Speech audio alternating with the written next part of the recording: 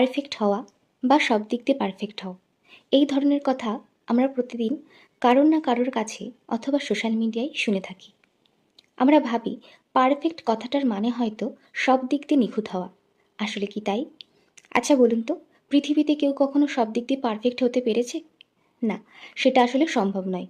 আমার মনে হয় পারফেক্ট কথাটার মানে আজকে আপনি যেমনটা আছেন বা যা কিছু কাজ করছেন সেটা যেন কালকে থেকে আরও বেটার হয়, আরও আপগ্রেড হয়। আজ যেটুকু এফোর্ট দিচ্ছেন কাল এটার থেকে 1% হলেও বেশি এফোর্ট দেবেন, যাতে কাজটা বা জীবন আরও উন্নতির পথে যায়। আমি বা আপনি যে কাজই করি না কেন, যদি বলি একদম পারফেক্ট করেছি, তাহলে তো ভুল। কারণ আর 5টা মানুষ এসে খুদ বার করবেই, সে আপনি যত ভালোই করুন না কেন। তাই পারফেক্ট হতে গেলে নতুন করে প্রতিদিন একটু একটু করে আপনার বেস্টটাকে দিতে হবে। আচ্ছা, পারফেক্ট কথাটার মানে আমি যেটুকু জানি সেটুকু শেয়ার করলাম আপনাদের সাথে।